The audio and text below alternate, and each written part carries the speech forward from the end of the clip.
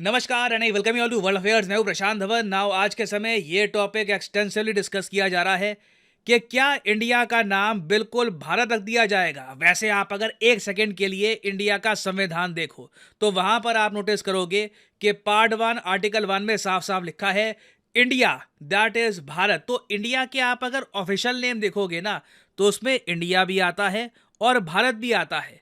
But हम लोग जब इंटरनेशनली बात करते हैं, जब अपनी टीम भेजते हैं कहीं पर, for example Indian cricket team भेजते हैं, हम भारत क्रिकेट टीम नहीं भेजते। या फिर आप कह लीजिए हम ओलंपिक्स में जब भेजते हैं तो वहां पर भी वो इंडियन टीम होती है। जब हम इनविटेशन भेजते हैं किसी लीडर को कि आप आइए हमारे देश में, तो हम लिखते हैं कि प्रेसिडेंट ऑफ इंडिया ने इन्वाइट किया है। मगर हाल ही में देखा गया कि G20 समिट जो बहुत ही जल्द भारत में होगा इसी महीने सितंबर महीने में, इससे रिलेटेड जब इनविटेशन के स्क्रीनशॉट सामने आए तो वहां पे इंटरेस्टिंगली लिखा हुआ था द प्रेसिडेंट ऑफ भारत। यहां पर आप देख पाओगे शशि थरूर साहब, भारत के पूर्व विदेश मंत्री, ये कह रहे हैं कि प्रेसिडेंट ऑफ भारत देख करना, ये अब लग रहा है कि शायद हम इंडिया को बिल्कुल डिस्पेंस कर देंगे। ये कह रहे हैं कि देखो कोई ऑब्जेक्शन नहीं है कि आप इंडिया को भारत बोलो, दोनों ऑफिशियली हमारे देश के नाम है, मगर ऐसा ना हो जाए कि इंडिया को ना बिल्कुल हम गायब ही कर दें। क्योंकि जिस दिशा में हवा बढ़ रही है, जो रिपोर्ट सामने आ रही है, मैं देख रहा हूं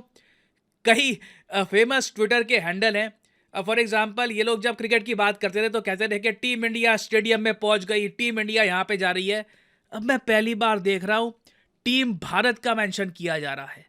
कई जर्नलिस्ट हैं वो कह रहे हैं कि जब भी मैंने अपनी लोकेशन सेट करी है मैं वहां पर भारत लिखता था। रिपब्लिक ऑफ भारत सुनने में भी अच्छा लगता है और पर्सनली देखो अगेन सुनने में तो बहुत अच्छा लगता है, अपनापन लगता है भारत में। मैं भी हमेशा से, जब से आप देखोगे ऑनलाइन मैंने वीडियोस बनानी स्टार्ट करी है, मैं हमेशा हमारा प्यारा भारत बोलता था, क्योंकि it feels like a word that represents us. चाहे आप तमिलनाडु में हो, कर्नाटका में हो, आसाम में हो, भारत में एक बहुत ज़रा अपनापन लगता है। तो ना शशि थरूर साहब का यहाँ पर ये तर्क है कि ठीक है भारत में कोई प्रॉब्लम नहीं है, मगर ये कह रहे हैं कि इट विल बी फुलिश कि अगर हम कंप्लीटली डिस्पेंस कर दे इंडिया को, क्योंकि इंडिया भी ओवर द इयर्स एक ब्रांड बन के उभरा है, कई सदियों तक एक ब्रांड बन के उभरा है। ये कह रहे हैं कि दोनों वर्ड्स को कंटिन्यू करना चाहिए, एक वर्ड को रिलिंक्विश, मतलब कि खत्म मत कर देना कि आज से हम खुद को इंडिया बुलाएंगे नहीं, हम सब भारतीय है। ये इनका कहना ये है। नाउ अगेन आपका जो ओपिनियन है जानना चाहूंगा, आपका क्या मानना है कि क्या हमको सिर्फ भारत ही एड्रेस करना चाहिए अपने कंट्री को, या फिर आप मानते हैं कि इंडिया भारत दोनों का कॉम्बिनेशन सही है? वैसे लिखिएगा इसके बारे में कमेंट सेक्शन में, मैं जानना चाहूंगा आपका ओपिनियन। बड़े क्वेश्चन यहाँ पे आपका ये भी आएगा कि क्या सच में इंडिया का नाम कंप्लीटली भारत कर दिया जाएगा? अब अगेन इसको लेकर कुछ कंफर्मेशन आई नहीं है। जब मैंने ये न्यूज़ सुनी मैं भी हंस पड़ा, क्योंकि अगेन दोनों ऑफिशियल नाम है।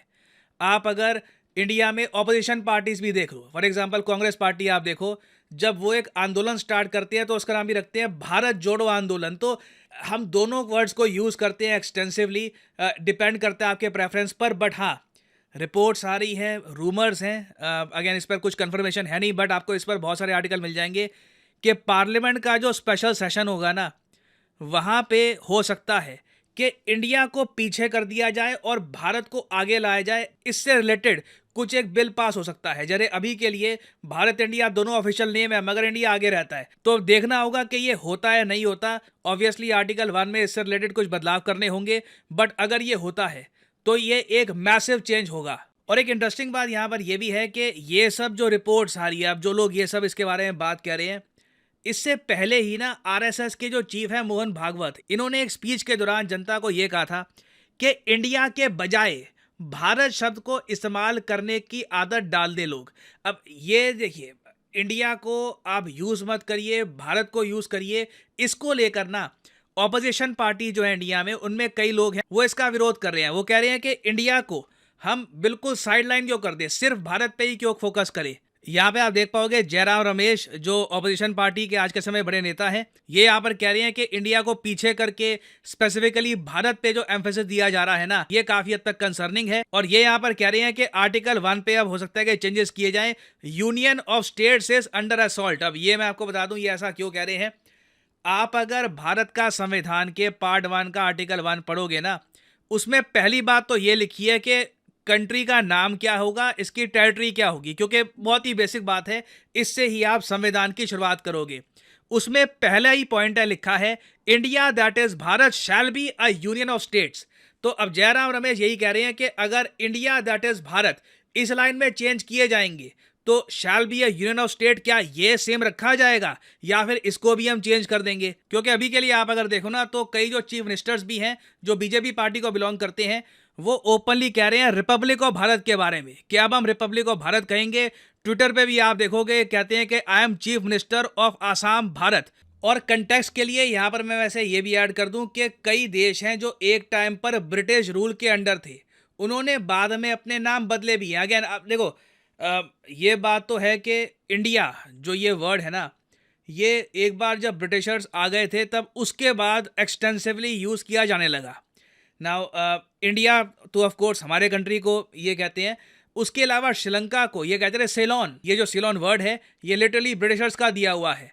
तो श्रीलंका ने भी ना 1972 में अपना नाम सेलोन से चेंज करके श्रीलंका किया था। लिटरली इन्होंने कहा कि श्रीलंका ये सिनालीज लैंग्वेज का एक वर्ड है, ये हमें फील होता है कि हमारा वर्ड है, we want to be represented by this word, तो इसलिए अब ये खुद को श्रीलंका कहते हैं। सेम केस आप अगर देखो बर्मा का है, इधर यहाँ पे आप देख पाओगे इंडिया के बिल्कुल साथ में जो ये देश है ना म्यांमार बर्मा, ये एक टाइम पे इस कंट्री का नाम बर्मा हुआ करता रहा, ब्रिटिशर्स इसको बर्मा कहते थे। बाद में इस कंट्री ने अपना नाम चेंज करके 1989 में अपना नाम चेंज करके म्यांमार रख दिया। और वैसे आप इसके बारे में टेक्स्ट बुक्स में पढ़ोगे तो ये लिखा होगा, फॉर एग्जाम्पल ये सोशल साइंस की टेक्स्ट बुक है, यहाँ पे लिखा है the word India comes from Indus. ये जो जिसको सिंधु कहते हैं हम संस्कृत में, उस नदी को इंदस आज के समय हम कहते हैं, वहीं से इंडिया आया है। तो अगेन देखो इसके बारे में आपको पता होगा कि सिंधु नदी के इस पार जो लोग रहते हैं ना, उनको इरानियंस, पर्शियंस आप कह लीजिए, वो हिंदू बुलाया करते थे, क्योंकि इनके लिए ना एस प्रोनाउंस करना, the initial S of Sanskrit was very difficult to pronounce, ये लोग उसको प्रोनाउंस कर नहीं पाते थे, तो इसलिए उन्होंने हिंदू बुलाना स्टार्ट कर दिया। तो बाय डिफॉल्ट ये जो रीजन है इसको लंबे समय तक हम हिंदुस्तान कहते थे। बाद में ऑफकोर्स इंदस पे ज़्यादा फोकस होने लगा और फिर ब्रिटिशर्स ने ऑल टुगेदर इंडिया ही बना दिया। तो इस इशू को लेकर देखिए डिबेट बहुत ज़्यादा हो सकता है कि जो इंडिया नाम है इसका ओरिजिन एक्चुअली हुआ कहाँ से था, ये नाम कितना पुराना है। बट एक बात तो तय है, आप अगर इंडिया के आसपास के जो कंट्रीज देखोगे ना, इन्होंने प्रॉपरली अपनी हिस्ट्री, अपनी आइडेंटिटी के हिसाब से अपने नाम रखे हैं। यहाँ पे आप देख पाओगे श्रीलंका, मैंने आपको एग्जांपल दिया, म्यांमार, बांग्लादेश, नेपाल, ये इनके प्रॉपर हिस्ट्री से जुड़े हुए नाम हैं। और ये जो भारत इंडिया का डिबेट है ये ऐसा नहीं है कि अभी रिसेंटली स्टार्ट हुआ है।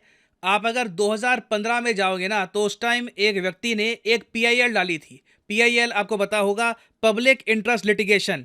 उसमें इस व्यक्ति ने कहा था कि रिपब्लिक ऑफ इंडिया की जगह हम रिपब्लिक ऑफ भारत ऑफिशियल और अनऑफिशियल पर्पसेस के लिए हम ये टर्मिनोलॉजी यूज क्यों नहीं करते, चाहे केंद्र सरकार हो या स्टेट गवर्नमेंट हो। तो इसको लेकर ना उस टाइम सरकार ने कहा था कि no need to change the name. 2015 में सरकार ने कहा था कि अभी नाम बदलने की आवश्यकता नहीं है, बट अभी देखना होगा कि होता क्या है, क्योंकि अगेन कुछ अभी कंफर्म नहीं है। अगर जेन्युइनली नेम चेंज होता है तो ये कैसे किया जाएगा, क्या इंडिया को ऑल टुगेदर हम अबैंडन कर देंगे, ये देखना होगा। तो इससे रिलेटेड कुछ भी डेवलपमेंट्स होती है उसके बारे में मैं अपडेटेड वीडियो आपके लिए बाद में ले आऊंगा। और फाइनली यहाँ पर मैं ये भी ऐड कर दूं कि आप किसी भी एग्जाम की तैयारी कर रहे हैं, चाहे SSC, UPSC, बैंक, आप परचेज कर सकते हैं अनअकैडमी के क्वालिटी कोर्सेज।